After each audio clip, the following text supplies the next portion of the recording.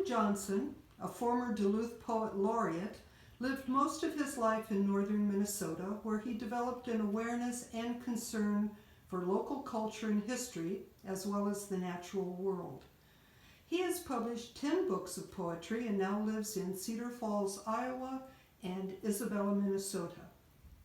His previous collections include Text for Our Nomadic Future, Yoik, The First Day of Spring in Northern Minnesota, which won a Northeast Minnesota Book Award and was a finalist for a Minnesota Book Award, and Driving Gravel Roads, a collection of 50 prose poems. In selected poems, One Morning in June, published by Red Dragonfly Press 2020, he acknowledges the interconnectedness of our species and plants and animals. Thank you. Thanks to Jim O'Laughlin, Final Thursday Reading Series, the Hearst Center, and to the University of Northern Iowa for sponsoring this event. I want to thank also Crit Street for the cover image and Scott King, Red Dragonfly Press, for publishing this book. I do love the look of a book. Concern for climate change, extinction of species, natural catastrophes has been increasing.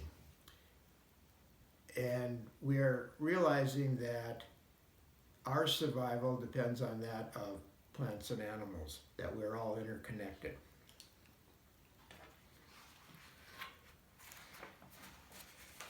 Driving gravel roads. Always stay in the middle.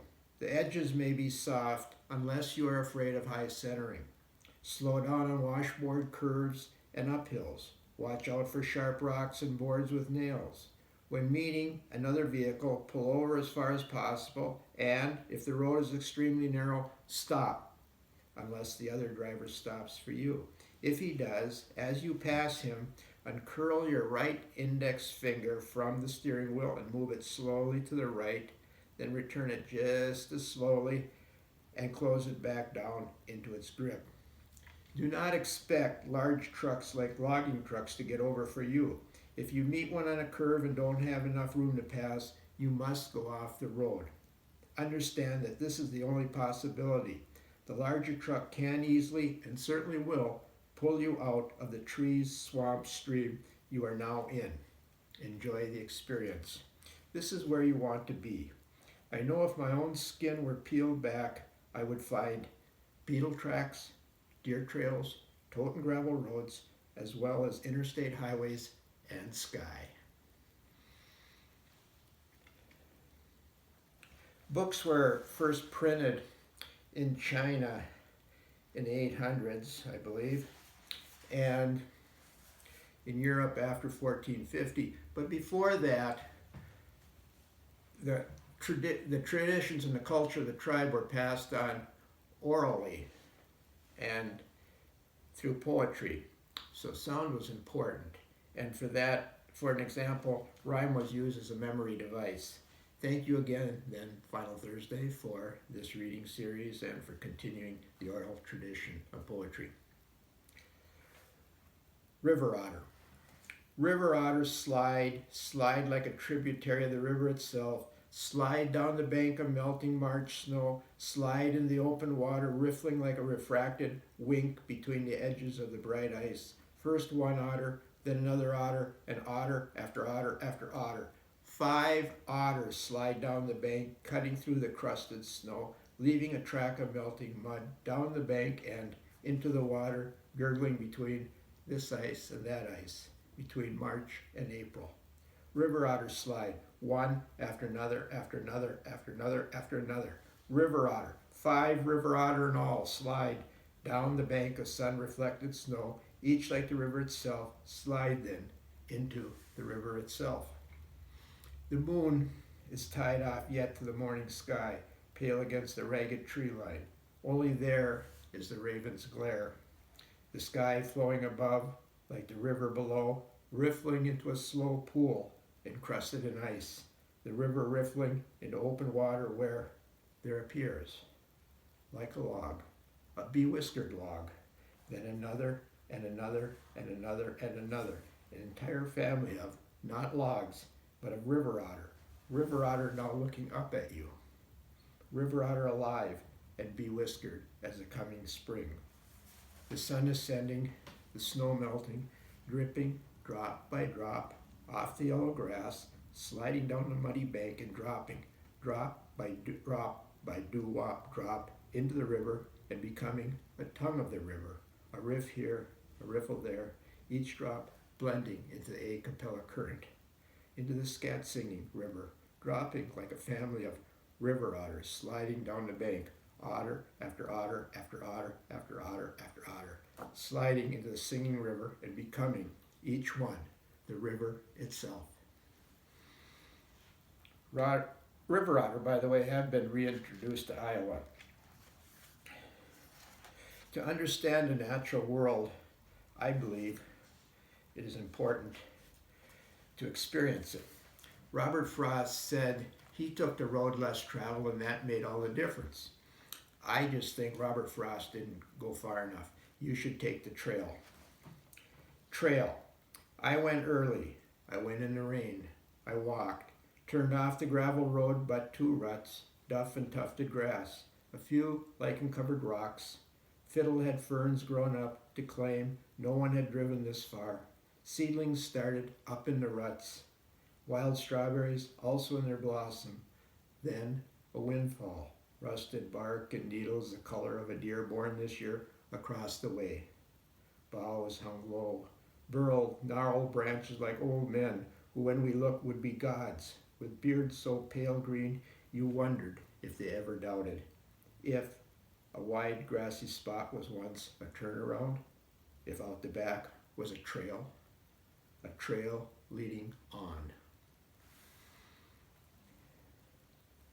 As much as I believe poetry is to be spoken and heard, and as much as I believe in the look of a book, this reading is now possible because of technology.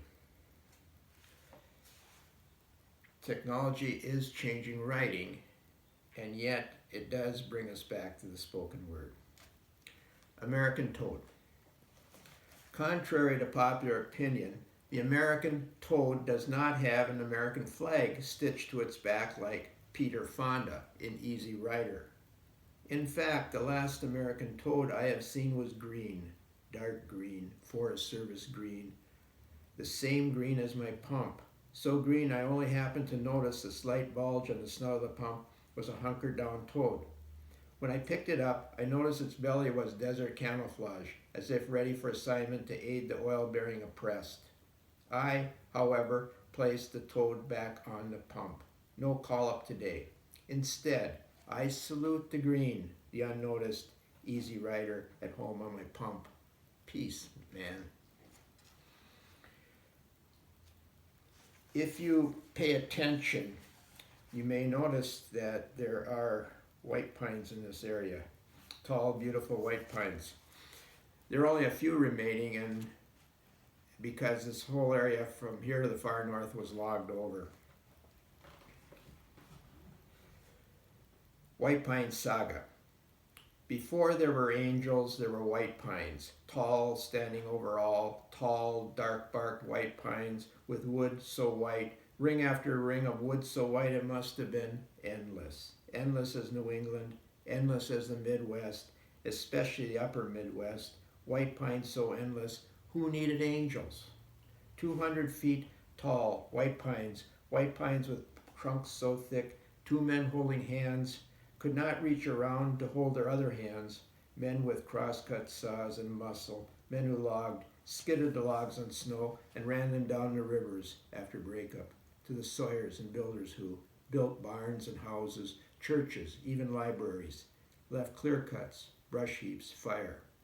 And a few who remember the ones who came before, came for the beaver. A few with bark too thick and furrowed to burn, too far, too rocky, too steep. A few left standing, tall over all, a source of seeds and shade, standing tall. I knew a man. A man who painted a wooden chair light blue and nailed it high up in a white pine. Then he painted a sign, Angel Tree, and set it on the seat of that chair.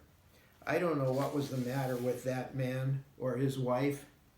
She took a stepladder, climbed it every solstice, winter and summer, every equinox, spring and fall, and set a hot dish on that chair. Maybe she had her head in the stars, or was as knot-headed as her old man, or that white pine, or maybe not. Maybe you have heard that if we were to plant a tree, one tree for each human alive in the world, that we might be able to survive. Northern white cedar.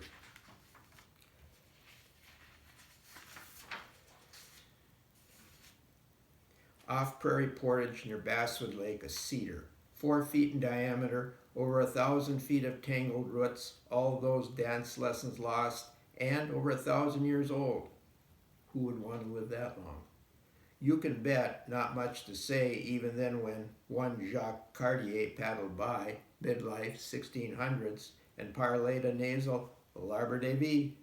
Cedar maybe waved a frond, yet Cartier knew life on the rocks like life on the bog, the scraggly, the gnarly 1,000-year future was not life at the lake, fronds reaching out to the sun, tapering into the stand-up life, yet rot-resistant, all the years by lake or bog, then used for railroad ties, telephone poles, shingles, fence posts, canoes too. Carpenters liked the smell. Red squirrels ripped open the cones, scattered seeds. Deer browsed the lower branches, hence the browse line. Swanson's thrush lined their own nests with the fibrous bark. When winds tipped an elder over, a branch seeking the sun became a new trunk. Just as you, packsacker, too, if you walk the sphagnum shape-shifting ground pine, bunchberry carpet through the sacred cedar woods and pause late in the month of May you see the calypso, hidden orchid. May you see. So you go, you turn off your phone and you pay attention to watch a red fox. To watch a red fox the way a red fox watches you. To watch a red fox, see the agate, not rust, fire in the eye. Know the fur that does not move. Know the fur so stiff, so still. Even the tail geode tipped, legs as white, thin as young popple trees, long snout peninsulas into a wet nose, black as any east wind. Mouth is black, the horizon across the snow-covered lower jaw of autumn, or the line across the drum. Ears triangulated, soft fur filters for frog talk, raven speak, thunder. Eyes fire agate with black hole pupils leading you on, as any hope would do. The whiskers, too, connect. You, if you see whiskers.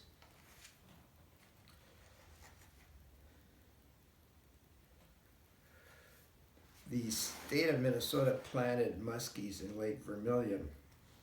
They grew quite large, and now residents are afraid to swim in the lake.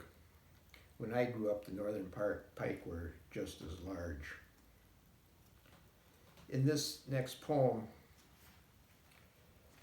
Known Stomach Contents of Northern Pike, I tried to list a number of species, and to do that I used a device called a list poem. Known stomach contents of northern pike. Obviously, smelt, ciscos, alewives, sculpins, suckers, whitefish, sticklebacks, darters, shiners, chubs, perch, all minnows come to mind. Also crayfish, frogs, leeches, small varmints such as redback voles, red squirrels, bats that came too close to the water, as well as nighthawks, black ducks, crows, even chickens. Other items include open jackknife, crescent wrench, flattened tin cans, gold watch and chain, silver dollars, and rodeo belt buckles carelessly dropped, and, what's more, ankle bracelets, earrings, either dropped or worn carelessly into the water. In fact, our mothers even told us we were just boys jumping in those cold northern lakes without suits. Always swim on our backs.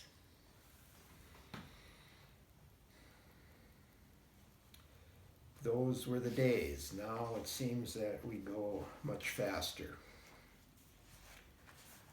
One morning in June, a woman driving a Toyota Corolla on Highway 1 between Finland and Isabella saw a cow moose beside the road, slowed down, looked ahead, and saw a bull moose charging her, the Toyota hitting the grill and bouncing up and onto the hood, window glass breaking, moose falling to the side of the blacktop, bleeding into the club moss, trout lilies, horsetail, and muck.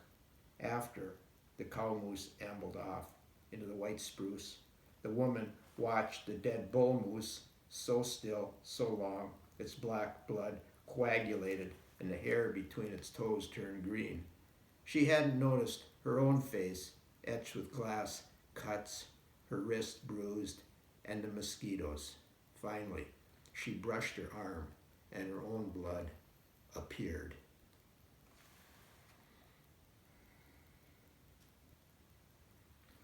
For a long time after that, when I drove the dark forest roads, I thought about seeing moose. But the moose have diminished. Warming and ticks are the cause. And the moose ones so iconic are few. And the wolves, also an iconic animal, are still extinct, or are not extinct, and you sometimes see one, but mostly they see you. There were wolves. There were wolves, still-lived wolves out in the tundra watching you. There were wolves, white wolves against the snow, only their eyes were seen watching you. There were wolves in the forest, faces half hidden by the trees watching you. There were wolves, packs of wolves, crossing borders. There were wolves, black wolves whose soul was the night. There were wolves, gray wolves returning to the desert. There were wolves, white wolves returning to the snow. There were wolves, wolves that left tracks across the snow. There were wolves that didn't. There were wolves, wolves with big teeth, wolves with big eyes watching you. There were wolves, wolves leaving scat. There were wolves, black wolves returning to the night. There were wolves, wolves howling. Had you listened, you would have known. There were wolves. There were wolves, wolves howling at the curved blade of the moon. There were wolves, wolves silent as they were old. There were wolves, eyes glaring. There were wolves watching you. There were wolves. There were wolves standing on the trail ahead, looking back at you. There were wolves, maybe only one. Only one wolf, a timber wolf, gray and large as a life larger than you ever thought it could be, larger even than your own, until you saw and you knew there were wolves. There were wolves before, there were wolves after, there were wolves. There were wolves that shifted like the snow and turned into ravens in the wind and back again. There were wolves. There were wolves watching you. As we observe nature, we learn that we are only a part, and that nature is a force that is quite strong. Saw-whet owl. So tiny, toughless, you might think, deep in sleep, all day sleep, sleep thick as spruce.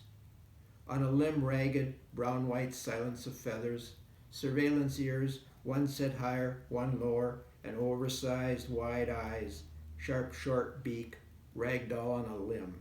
All day ragdoll on a limb, all day until the low lights and the dim-eyed mice, voles, tree frogs, ever the slightest twinge, that moment when the wild and the unconscious look into each other's eyes. Then the short, whistling, saw blade sharpening, tooth and throat on whetstone sound. I will end with a love poem.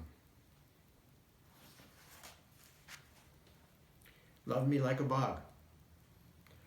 Lay me down on laurel, Labrador tea, and leather leaf. Lay me across sphagnum moss, Solomon's seal, and rosemary. Gather bladderworts, swamp pinks, and rose begonias. Swaddle me in white cedar, black spruce, and tamarack.